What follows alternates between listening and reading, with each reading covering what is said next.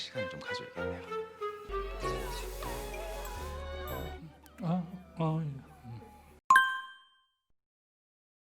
예.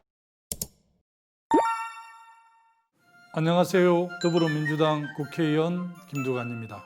요즘 하도 펜트하우스 인기가 많잖아요. 그러다 보니 자연스럽게 뉴스나 이런 데서 보이길래 많은 분들이 보는 이유가 있겠지 싶어서 봤는데요. 아무래도 지금병인지 드라마 제목에 하우스가 들어가니까 자꾸만 부동산 문제와 연관이 되는 거예요. 부동산 문제야말로 우리 국민들의 삶과 가장 밀접한 문제잖아요. 그만큼 가장 걱정하고 염려하시고, 그래서 드라마를 조금 보면서도 계속 부동산 문제를 생각하게 되더라고요. 드라마 제목부터 펜트하우스 부동산이잖아요. 아주 화려하고 값비싼 강남 최고의 아파트가 배경인데, 저는 이 배경 자체가 인간의 그릇된 욕망을 상징한다는 생각이 들었습니다.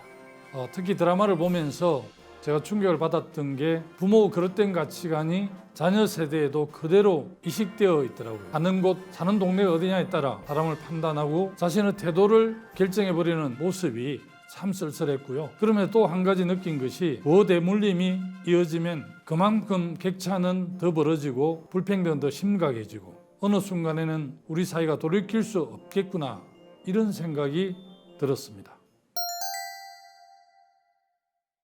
부동산 불패시나 이런 인식이 가장 큰 원인이라고 생각하는데요. 집을 많이 갖고 있으면 많이 앉아서도 부자가 된다는 인식이 사라져야 합니다.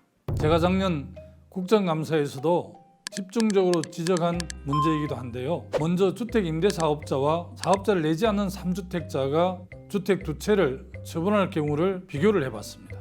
비교해보니 40제곱미터 이하면 재산세 면제, 소득세도 감면, 일반 3주택자였으면 내야 할 양도소득세도 내지 않습니다. 가장 대다수를 차지하는 임금근로자가 내는 세금 기준과도 큰 차이가 있는데요. 예를 들어 연 9천만 원 소득의 임금근로자와 임대사업자가 있습니다. 그런데 세금이 너무 다릅니다.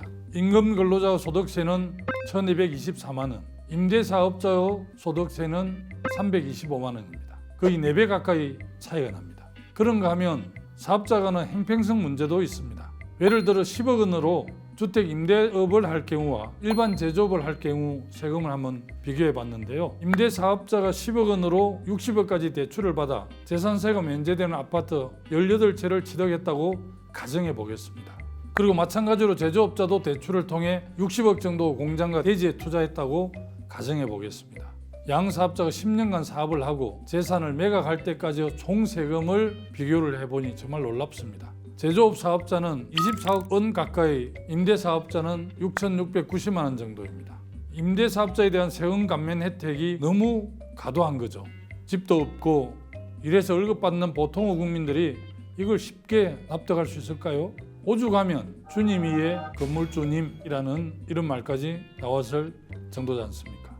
아무리 이래도 부동산으로 벌어들이는 불로소득을 따라잡을 수 없다는 인식이 확고해지면 너도 나도 부동산 투기에 뛰어들려고 하지 않겠습니까? 국민들을 위해서라도 이 문제를 꼭 해결되어야 하고요. 우선적으로 임대사업자에 대한 과도한 혜택, 세금을 깎아주는 이 혜택을 폐지해야 한다고 봅니다. 참 많은 분들이 코로나에 부동산에 너무 고단하셨던 지난 한 해였던 것 같습니다. 저도 국회 기획재정위원으로서 부동산 문제에 무거운 책임감을 느끼고 있습니다. 더 강력한 의지를 갖고 국민 여러분 모두가 내 집 마련하고 또 부동산으로 잠 못 이루는 날이 없도록 최선을 다하겠습니다. 여러분 신축년 새해 복 많이 받으십시오.